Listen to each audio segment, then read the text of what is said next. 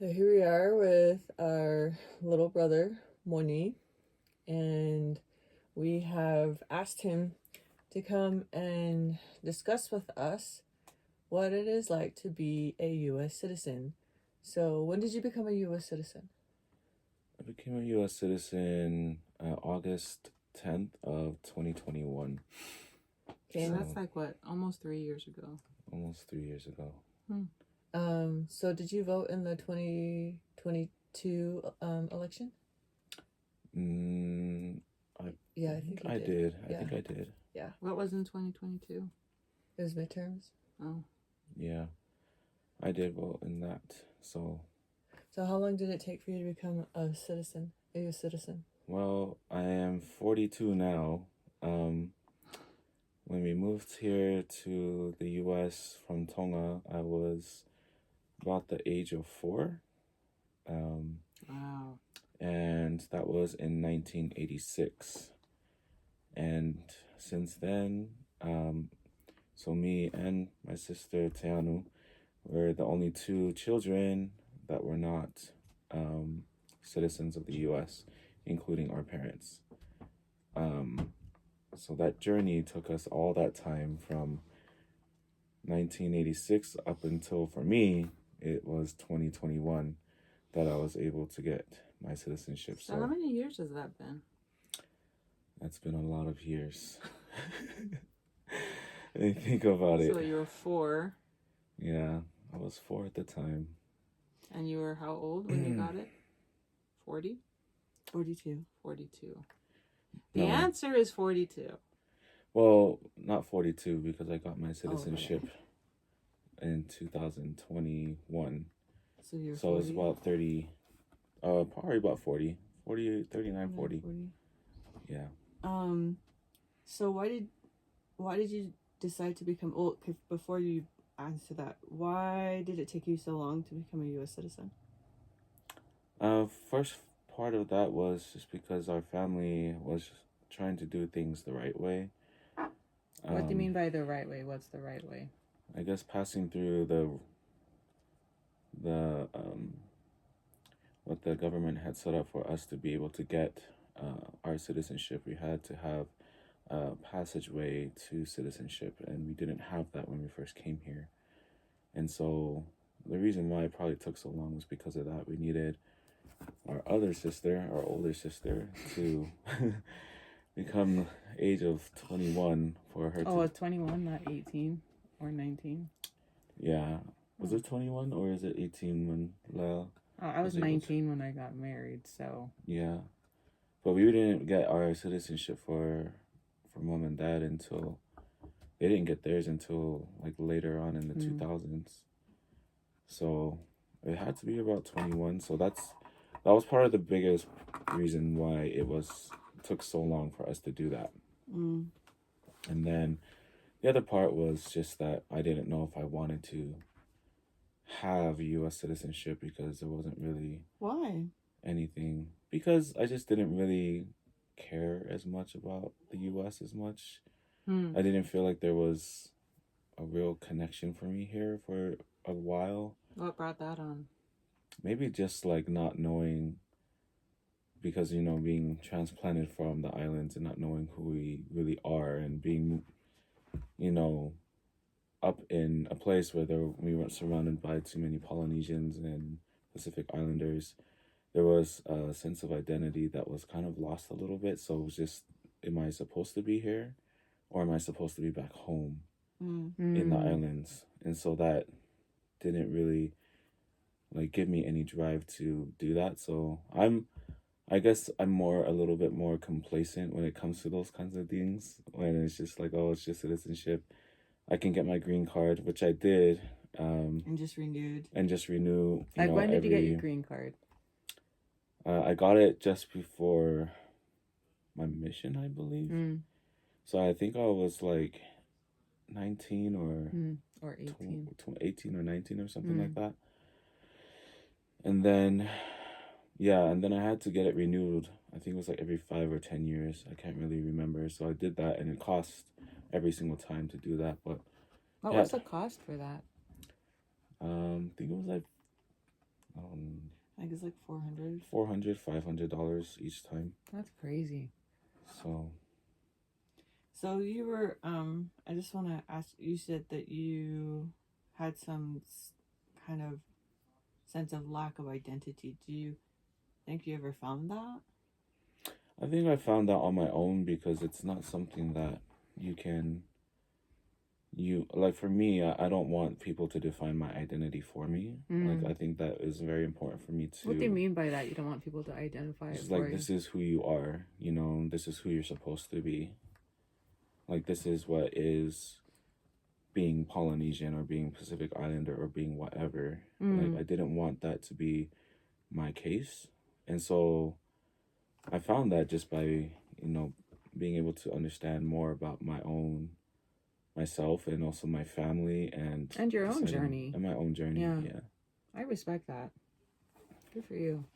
So you became a citizen, and so what made you decide to apply for naturalization?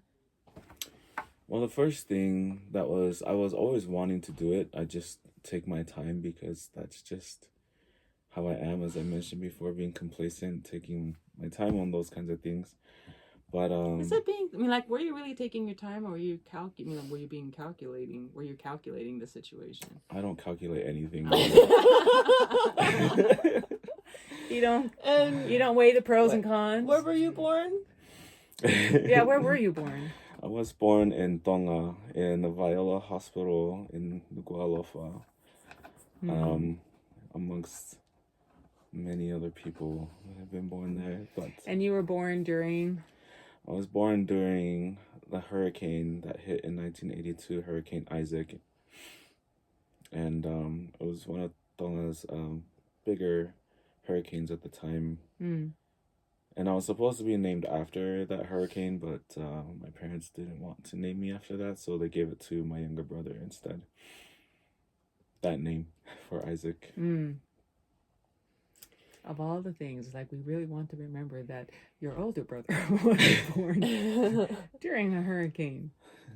So, I remember, I got my citizenship before Moni did, and after me getting my citizenship, he was the last one in our family to not have his citizenship, and I know, at least for me, I really wanted him to have that, because there's just so much uncertainty with immigration in our country today. And in fact, Moni and I went back home to New Zealand in 2020, and on our way back, we were flying on the way back when the whole world was shutting down from COVID. Like, we almost got stuck in New Zealand, because the whole world was closing down. The airports were closing down. The concession stands were closing down and giving us free stuff because they were like, COVID is spreading and we don't know what's happening. And anyways, we got to the San Francisco airport and we went through immigration and they pulled him out of the line. They did? Yeah, they pulled him out of the line, and I was like, where are you taking my baby brother? And so I was like standing there waiting for him, and they took him to go ask him questions, and we were on our way to go pick up our luggage, and the immigration officers were like, carry on. And I was like, oh, he's my brother, and I don't want to leave him. Yeah. And anyways, I got permission to stay by one of them, but then another officer didn't know that, and anyways, he got mad at me and started yelling at me, and then I started crying. And anyways, but they held him for like half an hour asking him questions, and I was like confident because we've lived here in America for almost 40 years, and so I was like, boy knows how to use his words and to clarify, and that we're not hiding anything, we haven't done anything illegal, but it was still concerning. It's never like, oh yeah, things are just fine when you get pulled over by any kind of officer. So that was for me another big motivator of just wanting my brother to have citizenship, because when you have citizenship, and maybe Americans don't know this, but we can then apply for an American passport, a U.S. United States passport, and when we go through the immigration lines, you don't get pulled out like that. they're not questioned, they're not suspected for wrongdoing. And that was actually very angering for me, because he's so kind and loving. I mean, his sisters are the ones that are the agitators, not him. And the fact that they were pulling him out of line just put another fire under my belly. And so when he applied and got his interview for citizenship, we were all just like, ooh, okay, the baby, one of the last babies in the family, finally has a citizenship. We all have our citizenships, and we're okay. Yeah.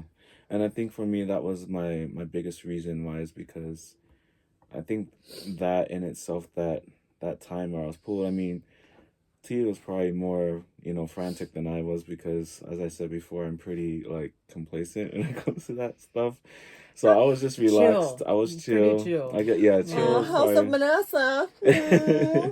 So I was just like, oh, okay, it happens. And when I came out and I saw her crying, and it was for other reasons too, but it actually lit that fire under me, I guess you could say, for me to want to get that, because at some point in time, like, most of my family is here now in the U.S., and if by any reason why they could deport me back to Tonga, because my family, I do have family there, but not immediate family, that would be something pretty devastating. To have that happen. And I wanted to make sure that my connections were still, with my family here. And not only that, but to also have that connection open there. So that was a big drive for me to do that, was to get my citizenship, to be able to also remain with my family, but also be able to visit and to take time in visiting family that's back in the islands as well, without having to cross through that potential red tape that could present itself when you least expect it. Can I just bring up something? Hold on, I just wanted to show. So this is him right there getting his citizenship. Isn't that exciting? Isn't that a cute picture? Mm-hmm. We were so excited. So a lot of so I've taught U.S. citizenship for a couple of years, and I often have students that come through that have conflicted feelings of whether or not to become a citizen.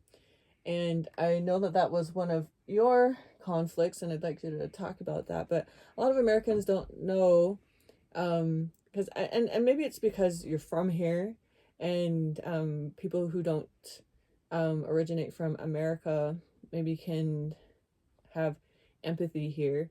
But when you come from another motherland, when you come and are born out of another soil and another language, other traditions, other foods, languages, it's when you become a citizen of the United States, in the oath of allegiance, we swear to cut all ties with any other countries, all loyalties, and that hurts, because, like what Moni was saying, there's a strong connection of identity and belonging to another place, and we've come here to America of our own free will and choosing, and want to be here, but that's still not a light decision to be made. And so I've had several students who've just battled with that, like, I'm here but I feel like I'm still a visitor, that I still don't belong here, for whatever reason. And so could you just share your feelings about that? Well, that was a big part of it, was like your own identity for staying in a place that still, I mean, it shouldn't be foreign, because I've lived here most of my life, right? Like, that's something that should already be like, oh, well, you've pretty much grown up here, and that's, like, I don't understand why you don't feel connected. But maybe it's just, for me, it's always been like a longing for home, and what that is. And even going back to New Zealand and experiencing our time in New Zealand, which is also part of our family as well on our mom's side, since she is from New Zealand. That in itself, just being able to go back, that reconnection of who you are and your family was a big deal to be able to have that experience and to feel, you know, that connection again in such a place where it's like it's been gone for a while and here it is and I'm reconnected, and it's just easy for me to do that because that's just innately who I am. And so coming here, there is a sense of like or a void or some kind of lack thereof, but it's not a reason why I should not make the effort to become a citizen and to connect with other people and to share what it is that I know and the things that I've been taught growing up. And because a lot of those things that I know and that I've been taught growing up have come from my parents, and just the people that they are is like God-fearing and, you know, family oriented, to be able to drive that in, not drive it in, but to also remember to kind of like guide us and redirect us, is like, this is the reason why we do this. You know, this is our connection to God, but it's also our connection to our family. And why would you not want that to be able to have that direction already given to us and by people that understand that? And for me, that's familiar. That's what was familiar, and that was what connection was all about to me. And it doesn't have to be something that you always have to, you know, replenish yourself and go back home to do. You can definitely do that here. And I think love that. I feel like that is something that you can't just say, it's just like, well, I can't do that because I'm not in New Zealand, or I'm not in Tonga, or I'm not in Hawaii. It's where you make it. It really is where you make it. And that maunga or that mo'unga that's within your heart, that's where it is. Like, you decide that. Nobody else decides that for you. And that's why I always wanted to be like, I don't want people to identify me besides me being able to identify myself as who I am, and to know that from this point on, like, this is who I am and I'm okay with that. I love that. Well, and you're so good at that, Moni. You're so good at making home wherever you are. This boy, so I am not social. She is not social. I am. Okay. Very social. Okay, well. Anyways, this boy takes care of everyone that he's with. And people love him. People, like, we always joke about this, but have you ever had, like, met somebody and then they just tell you their whole life story and you're like, I was just asking how you're doing. yeah. People, Hi. Moni just has such a sincere and humble and loving spirit, and people just, oh, hi, my name is so-and-so, and this is where I come from, and this is, you know, like, just tell their whole life story, and with, you know, all of their heartache and things like that, and he gets so frustrated with it sometimes, but I'm like, Moni, that's because they can feel your aroha, they can feel your love, and I truly believe that that's part of his mana. That's a gift that he has, that he brings people in, and maybe he, like, calls it complacent, but I think it's just another way of just being still and listening and connecting. My sister and I are both very fiery in different ways, and this boy has a different kind of fire, but it's very grounding. Yes. It's very calming. It's very the things that I'm not that I'm not as natural at. He helps to balance that out. When can you tell us about the day that you became a U.S. citizen? What was that like? You know, it was kind of anticlimactic. Why? Because I expected it different. Because I remember going you to yours. expected to heaven so Yeah, no, just like to come down and be like, bless you, brother, bless you are now a joining." citizen of the United States of America. So like the sword and the stone, where you have like when he puts his hand on the sword, and you have all the rays coming down. Well, and it was during COVID, so we couldn't go into the ceremony with him. We went to the INS office in Salt Lake. We had to drop him off. INS meaning? The Immigration Naturalization Services in Salt Lake, and we had to drop him off and sit in the parking lot for our boy. Wow. I think it was anticlimactic because I went to T's when she had hers in 2014. 14. In 2014, and this is pre-COVID, obviously, but it was like grandiose. It seemed Yeah, it compared was to mine massive. because like there was tons of people. Everyone was Is that what you were cheering. expecting? I was expecting that because I was just like, should have got the confetti. what the heck is this? Like sitting here, like, okay, there was only about 10 or 15 of us that were in there that were getting naturalized. And at my ceremony, there were over 400 people taking their Yeah. oath, plus their families. It was in a Bravenel hall, and the Yeah. whole hall was packed. Yeah. If you could compare this to anything, I don't know what it's like to be married in the Heartbreak Hotel or anything like that. Like Elvis, in Las Vegas. That's what it kind of felt like to me. Just like, you are now pronounced here. A U.S. citizen. Did you Okay, feel go ahead. gypped? And I felt gypped because of that. Like I was upset with it. I was just like, the heck is this? Like, this is all? And it's like, I saw what my sister's ceremony was like. Why can't it be like this? But obviously for the reasons, like everybody was, in the COVID, during the pandemic.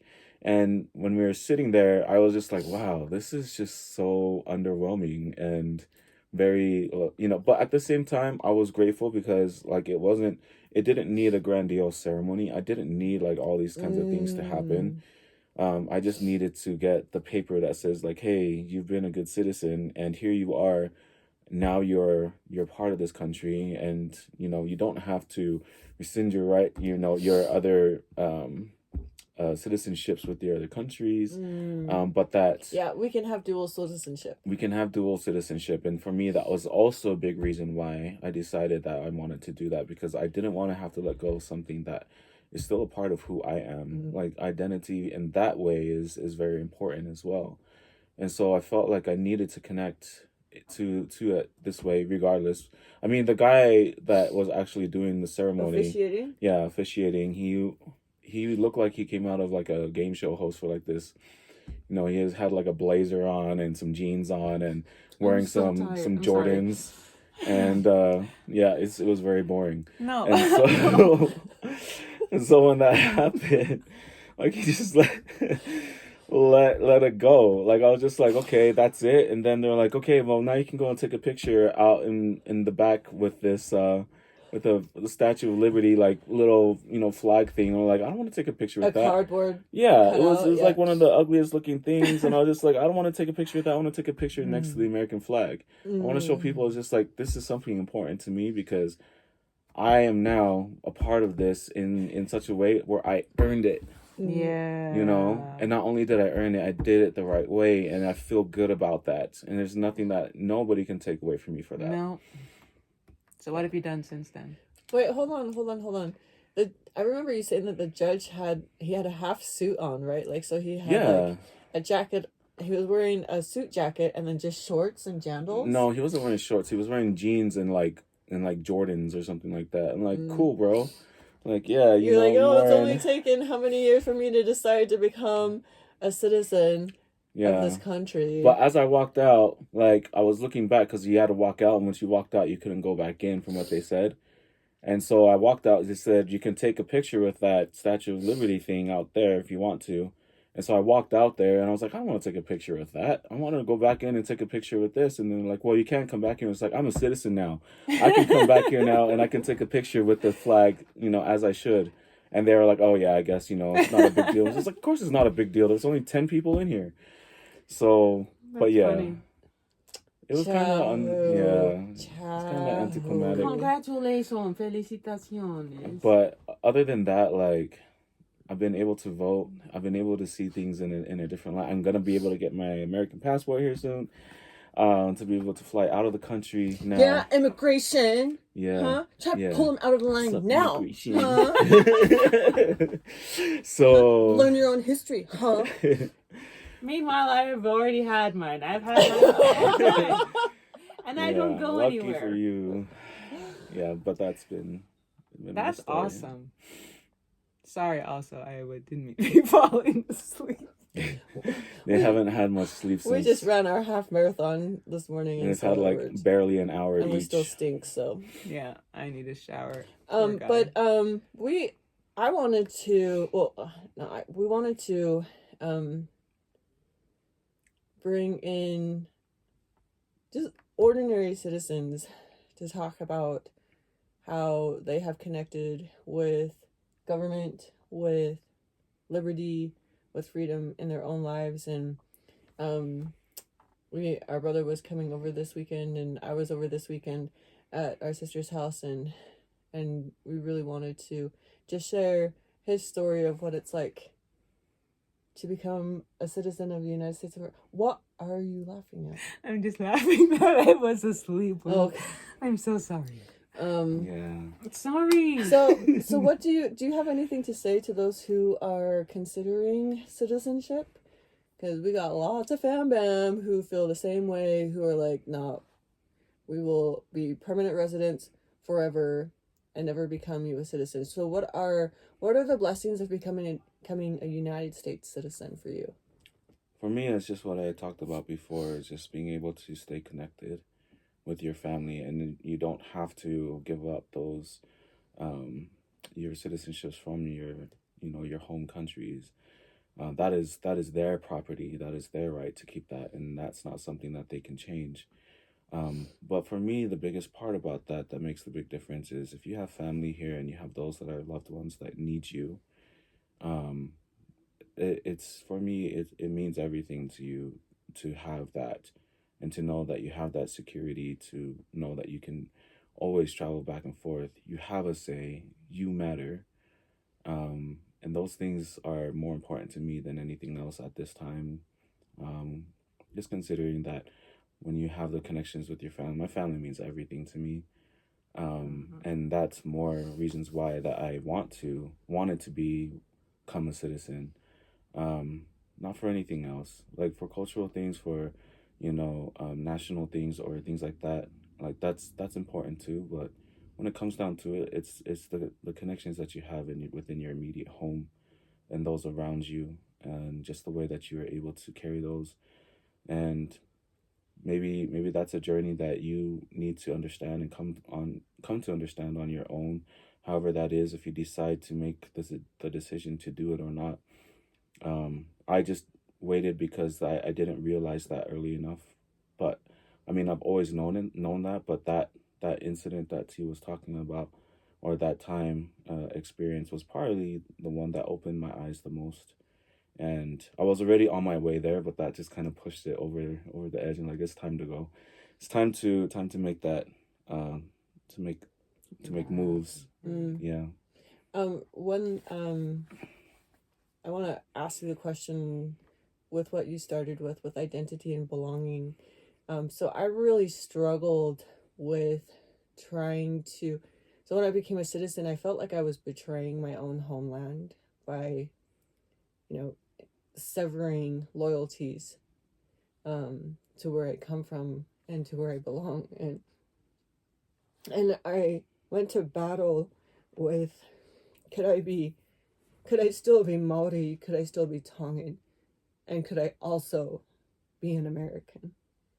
And what has been your experience with, like, what does it mean to be an American to you? And can you still honor who you are and where you come from at the same time? Because I feel like sometimes it feels like you have to choose between them, where I'm like, well, what if all of them just mean being kind, taking care of the people around you, being honest, being humble, working hard?